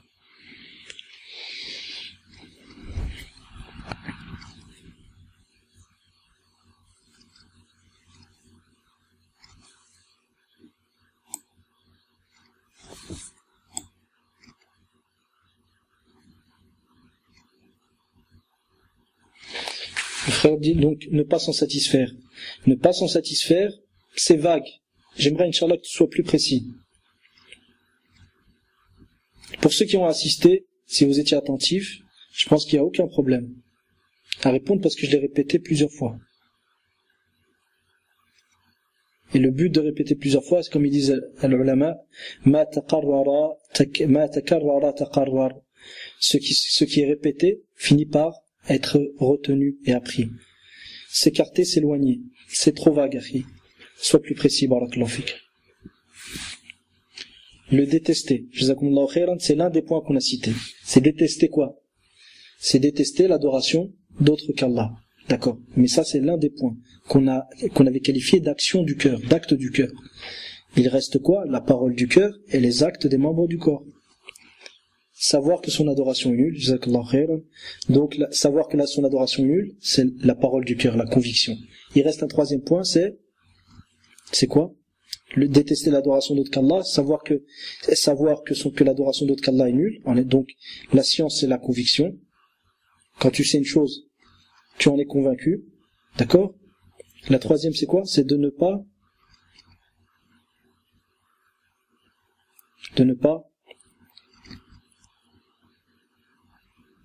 le fait de ne pas adorer autre qu'Allah, donc de ne pas adorer autre qu'Allah en apparence. C'est ça la base la base du désaveu, du tarot, et la base de l'adoration d'autre qu'Allah, la base de l'abandon de l'adoration d'autre qu'Allah. D'accord? Donc, celui qui ne voit pas de mal dans le shirk, est-ce qu'il a réalisé la base de l'islam? J'attends vos réponses, barakallahu fikum. Celui qui ne voit pas de mal dans le shirk, est-ce qu'il a réalisé la base du désaveu du tarot? Celui qui ne voit pas de mal dans le shirk, est-ce qu'il a réalisé la base du désaveu du tarot? Non. D'accord. Donc, il n'a pas réalisé la base même de l'islam. Donc je répète la parole du cheikh, écoutez bien, et le zahir, ce qui est apparent, ou ce qui est clair, et que l'islam, quand je dis apparent et clair, il y a eu plusieurs exposés de la part des savants sur ce sujet. Je parle des savants contemporains, c'est-à-dire que votre humble frère ait pu contacter par rapport à ce sujet. Donc Inch'Allah, quand le texte sera complètement complet, entièrement, je vous le transmettrai. C'est un texte que je suis en train de lire, Inch'Allah, qui avait été préparé en réponse à certains khawarij, et Inch'Allah, quand il sera complet, quand certaines choses auraient été ajoutées dessus, je vous le donnerai, Inch'Allah. Mais en attendant, pourquoi je cite les deux, apparent et clair, c'est parce que aussi bien cette signification a été donnée que l'autre. Mais ce qui est à retenir, c'est quoi? C'est que le cheikh a justifié, lorsqu'il dit, et le zahir est que l'islam de celui qui tient ses propos n'est pas valide, il dit, car s'il ne condamne pas ces choses que font les mouchriquins aujourd'hui et n'y voit aucun mal, il ne saurait être alors musulman. Donc celui qui n'a pas réalisé la base même de l'islam, lorsque il critique ceux qui font le takfir des mouchriquins, imaginez qu'il y a quelqu'un, il a adoré autre qu'Allah. Il y a un muwahhid, un musulman qui vient et lui dit tu n'es pas musulman, tu es un mouchrik parce que tu as adoré autre qu'Allah. Et que quelqu'un blâme ce muwahhid et blâme ce musulman qui s'est acquitté de l'obligation qu'Allah lui a donnée, qui est de témoigner de l'islam du musulman et du shirk du mouchrik. Imaginez que quelqu'un vient le blâmer. Dans quel cas cette personne n'a pas compris l'islam? Dans quel cas cette personne ne sait pas qu'est-ce que l'islam et ne sait pas qu'est-ce que le tawhid? C'est quand il ne voit pas de mal dans le shirk et il ne condamne pas le shirk. Vous le voyez ça? Je répète la parole du cheikh, car s'il ne condamne pas ces choses que font les mouchriquins aujourd'hui, qu'est-ce que ça veut dire ne pas condamner? Qu'est-ce que veut dire ne pas condamner? C'est-à-dire ne pas voir de mal dedans, ne pas détester. D'accord? Car s'il ne condamne pas ces choses que font les mouchriquins aujourd'hui, et n'y voit aucun mal, il ne saurait être musulman. Donc la chose pour être musulman, c'est quoi? La base, la chose sans laquelle nul ne peut être musulman, c'est d'être convaincu que le shirk est mauvais, qu'il est nul, qu'il est pas bon, que c'est un égarement, de détester ce shirk et de ne pas le faire. Et de l'autre côté, d'adorer Allah subhanahu wa ta'ala seul. D'accord? Et pour terminer, une dernière parole de l'imam Abu Butayn rahimahullah ta'ala, pour clore ce sujet, Inch'Allah ta'ala.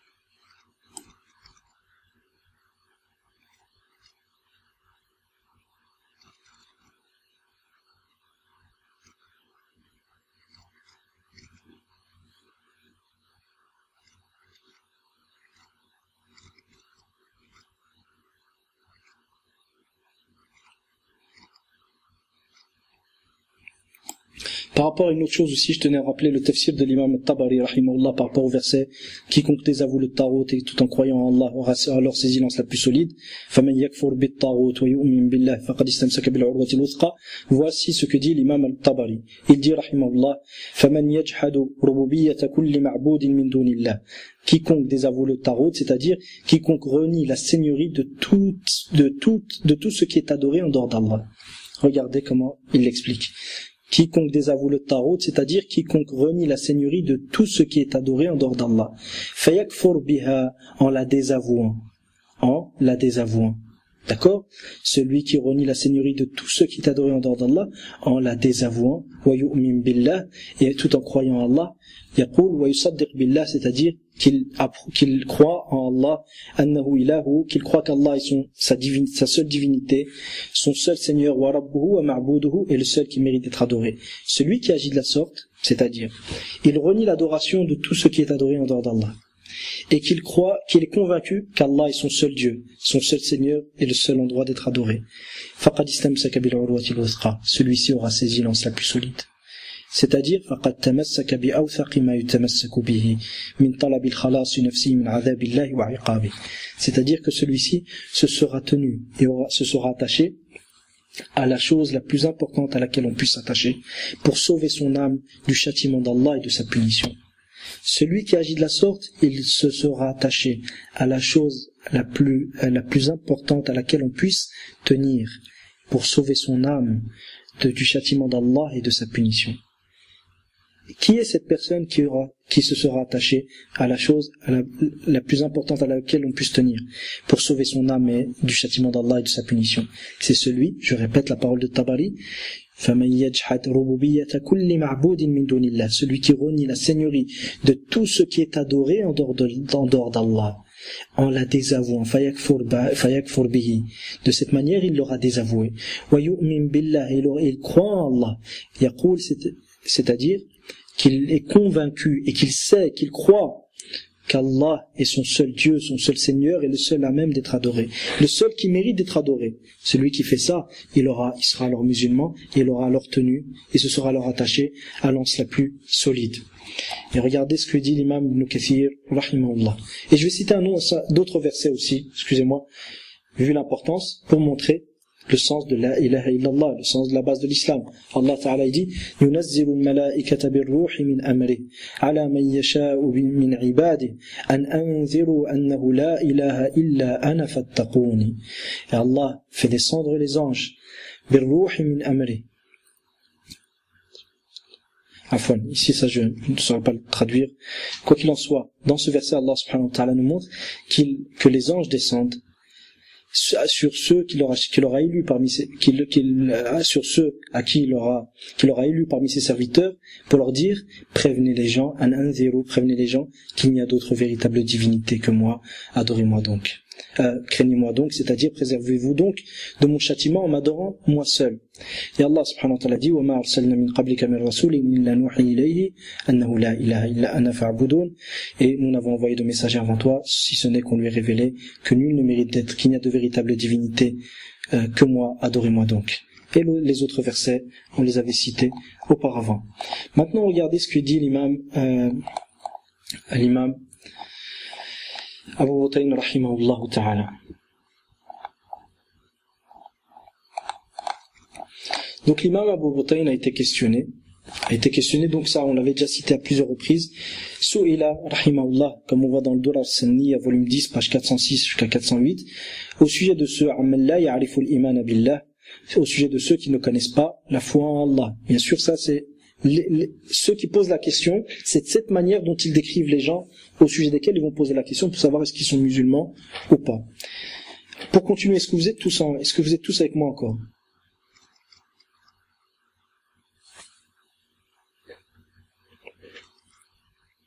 Est-ce que vous suivez tous? Taïb, Inch'Allah.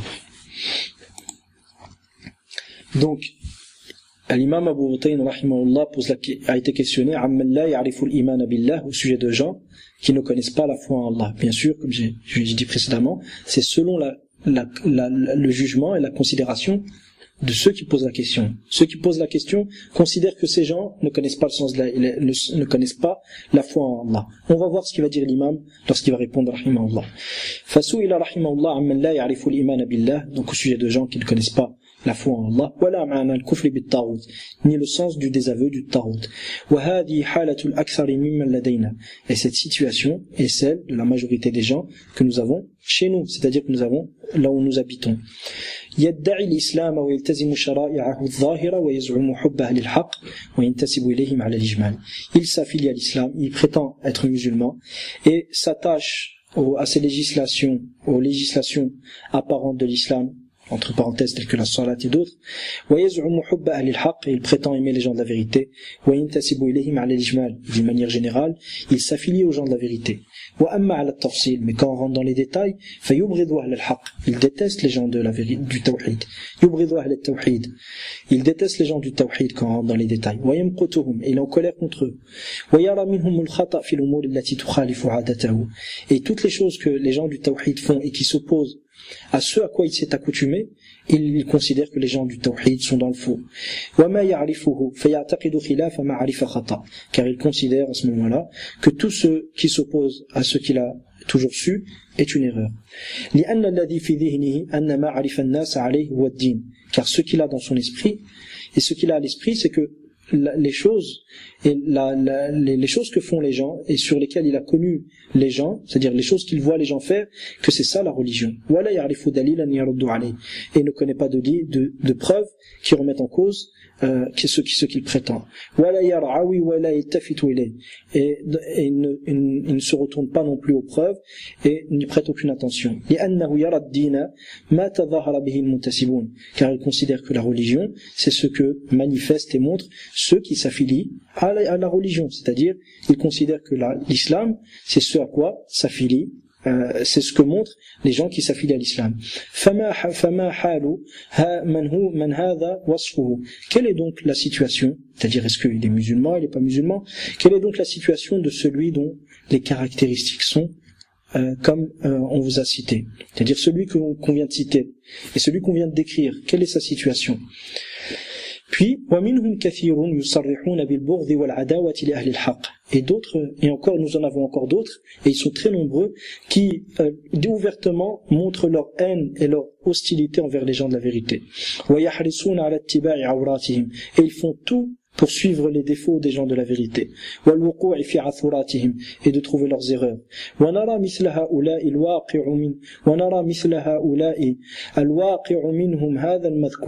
Et nous, quant à nous, donc ceux qui posent la question, ils présentent leur avis et leur jugement à l'imam Abu Butayn, ils disent quant à nous, on considère que ces gens que nous précités et dont nous avons cité la situation précédemment, nous les considérons nous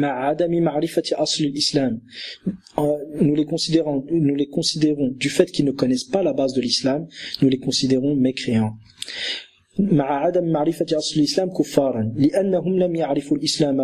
Pourquoi? Car premièrement ils ne connaissent pas l'islam, et deuxièmement parce qu'ils sont hostiles envers les gens de l'islam et ils les ont détestés, et aussi parce que ils considèrent que la religion est la voie sur laquelle sont la majorité des gens qui s'affilient à l'islam. Est-ce que notre position, notre avis, est-ce que notre avis au sujet de ces gens est juste ou non?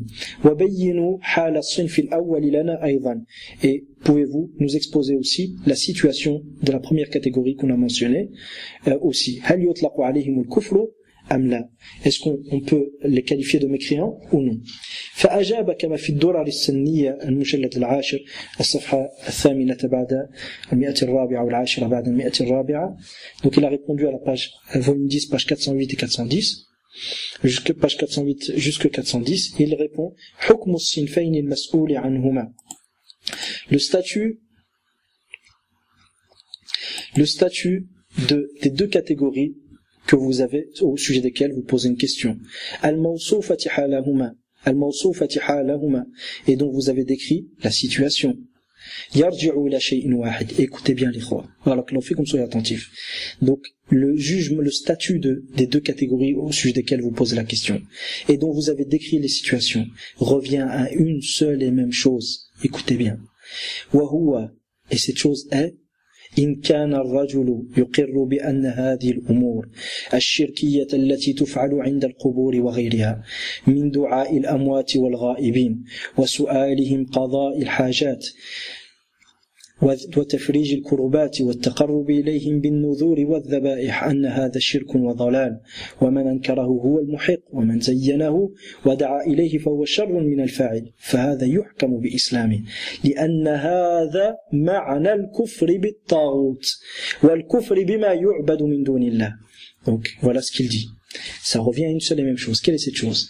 C'est que si l'homme reconnaît que ces actes de shirk qui sont faits auprès des tombes et autres, parmi l'invocation des morts et des personnes absentes, et leur demander de soulager leur demander de t'accorder les besoins, ce dont tu as besoin, ou t'affliger le kurubat, et de soulager tes difficultés, et de se rapprocher d'eux en faisant des vœux pour eux, et des sacrifices.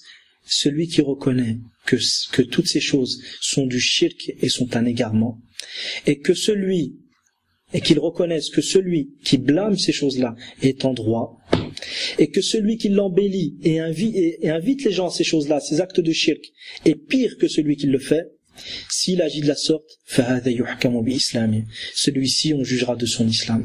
Celui qui agit de la sorte, qui est convaincu que ces choses-là sont du shirk et un égarement, et qui est convaincu que celui qui le fait, et que celui qui le blâme est en droit, et que celui qui le fait et qui invite les gens est pire que celui qui l'a fait, celui-ci on statuera de son islam. Pourquoi? Regardez ce qu'il dit.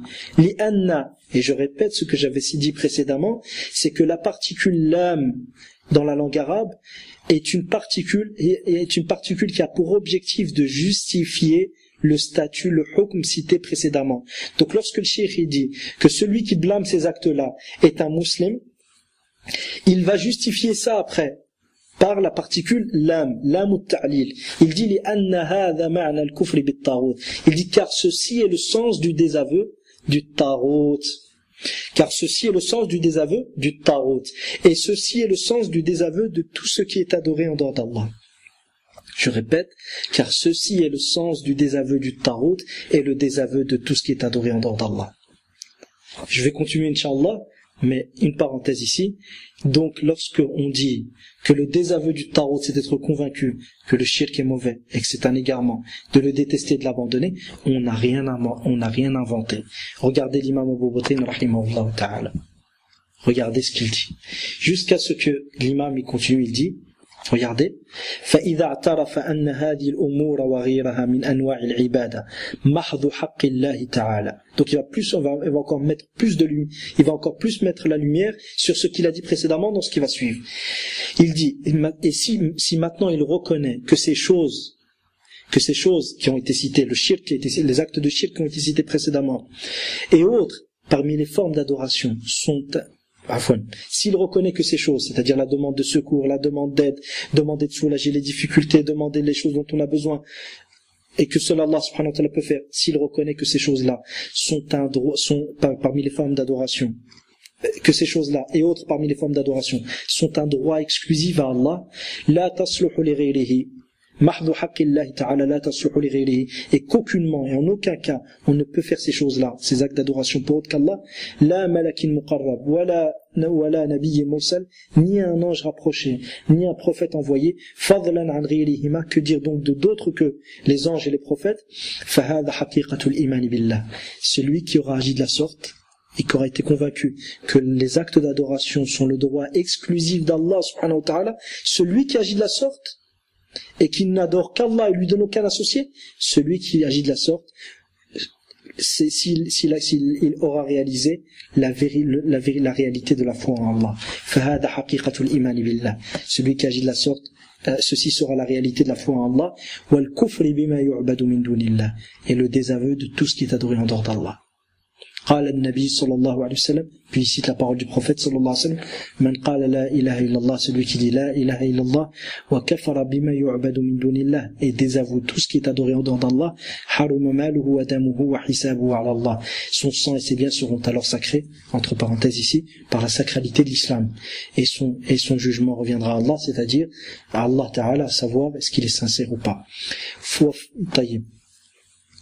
Ici, Inch'Allah, après le cheikh va parler de la question du taqlid, du suivi, du conformisme dans la base de l'islam, dans la foi. Est-ce que la foi du conformiste est valide ou non?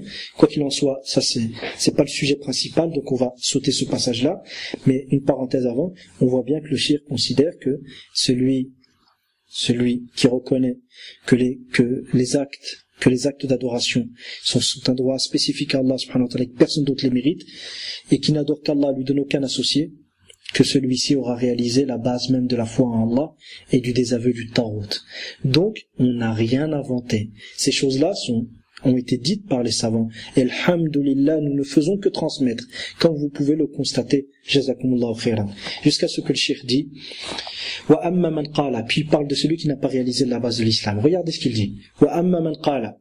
Et quant à celui qui dit, inna hadhihi al-umur allati tuf'alu 'inda al-mashahid, celui qui dit que ces choses qui sont faites auprès des lieux, c'est-à-dire des lieux où les gens adorent autre qu'Allah subhanahu wa ta'ala, min du'a'i ghayrillah, comme l'adoration, comme l'invocation d'autre qu'Allah, wa nadhar, et le vœu pour autre qu'Allah, wa dhabh lahum, et le sacrifice pour autre qu'Allah. Celui qui dit inna hadha laysa bi haram, que ces choses-là ne sont pas haram, ne sont pas prohibées, ne sont pas interdites, fa itlaqu al-kufri ala hadha an-naw'i la ba'sa bihi, c'est-à-dire appliquer le kufr sur ce genre de personnes, il n'y a pas de mal, bal hadha kufrun bila shak, bien plus ceci est de la mécréance sans aucun doute. Bien plus, ceci est de la mécréance sans aucun doute. Donc, quelle est la personne qui n'aura pas réalisé le désaveu du Tarot? Quelle est la personne qui n'aura pas réalisé le désaveu du Tarot? C'est une parenthèse ici. C'est celui qui ne voit pas que le shirk, celui qui ne voit pas que le shirk est prohibé. Et qu'à la suite de ça, il interdit l'adoration, il interdit de faire le takfir le takfir des mouchriquines, ou celui qui adore autre qu'Allah subhanahu wa ta'ala, ou celui qui ne déteste pas le shirk, comme on a cité précédemment. Mais celui qui est convaincu que le shirk est le mauvais, qu'il abandonne le shirk, et qui déteste le shirk, celui-ci il aura réalisé la base du désaveu du Tarot, il aura réalisé la base de la foi en Allah subhanahu wa ta'ala, et il aura réalisé, comme a dit le shirk, فَهَذَا حَقِيقَةُ الْإِيمَانِ بِاللَّهِ وَالْكُفْرِ بِمَا يُعْبَدُ مِن دُونِ اللَّهِ. Ceci est la réalité de la foi en Allah et du désaveu de tout ce qui est adoré en dehors d'Allah subhanahu wa ta'ala. Puis le cheikh va parler de ceux qui sont hypocrites là-dedans. Il dit وَأَمَّا مَنْ يُوَفِّقُ فِي الظَّاهِرِ, quant à celui qui en apparence s'accorde aux gens de la vérité. Quant à celui qui en apparence s'accorde à dire que ces actes sont du shirk, que ces choses-là sont du shirk, ala anna hadhihi al-umur shirk, mais intérieurement il cache autre chose, wa yubtilu khilafa dhalik fa huwa munafiqun nifaqan akbar. Celui-ci sera un hypocrite d'une hypocrisie majeure. Celui-ci sera un hypocrite d'une hypocrisie majeure.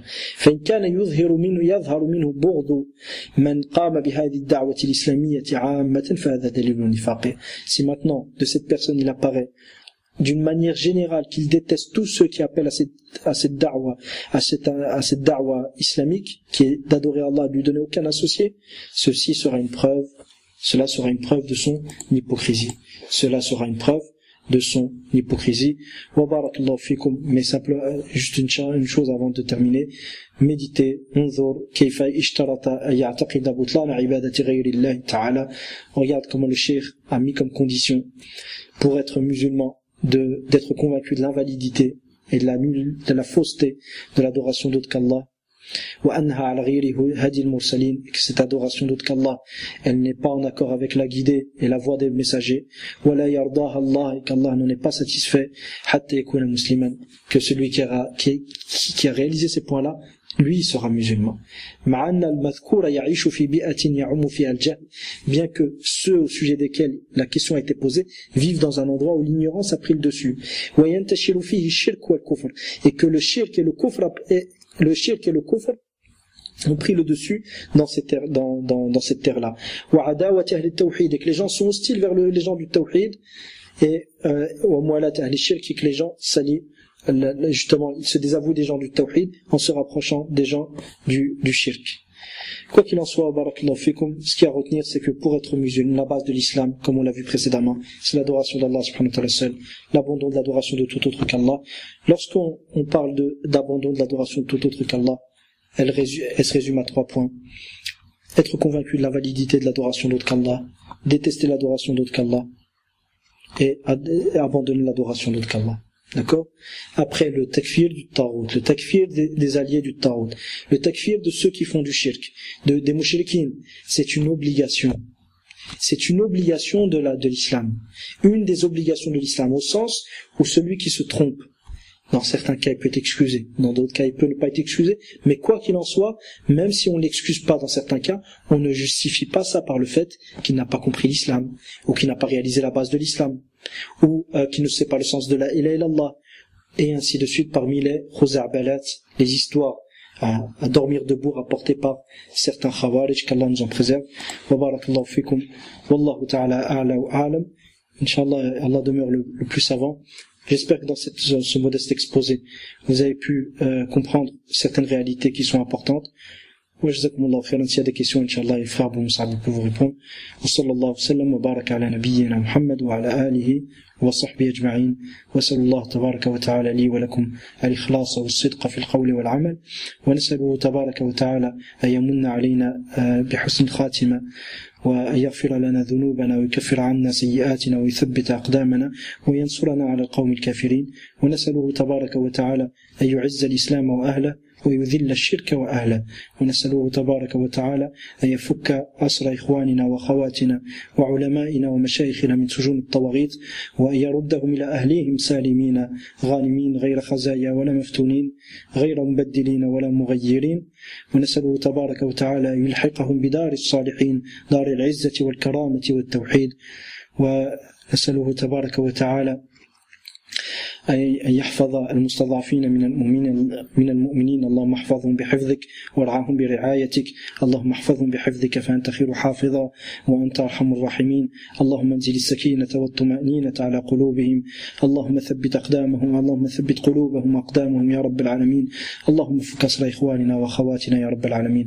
اللهم انزل السكينة والطمأنينة على قلوبهم اللهم اجعل هذه الأيام من خير أيامهم يا رب العالمين اللهم أنس وحشتهم وكن لهم نصيرا وكن لهم وليا ونصيرا وحفيظا اللهم احفظ المستضعفين من المؤمنين اللهم احفظهم بحفظك فأنت خير حافظا وأنت أرحم الراحمين اللهم اشدد وطأتك على الطواغيت وجنودهم واجعلها عليهم سنين كسنين يوسف اللهم انصر اللهم منزل الكتاب ومجري السحاب وهازم الأحزاب اهزمهم وانصر عساكر التوحيد حماة العقيدة حراس الدين عليهم اللهم انصرهم نصرا مؤزرا اللهم كن لهم وليا ونصيرا وحفيظا اللهم كن لهم وليا ونصيرا وحفيظا اللهم اجمع كلمتهم ووحد صفوفهم واجعلهم يدا على من سواهم اللهم انزل السكينة والطمأنينة على قلوبهم اللهم اجمع كلمتهم ووحد صفوفهم واجعلهم يدا على من سواهم اللهم كن لهم وليا ونصيرا وحفيظا اللهم عليك بأعدائك أعداء الدين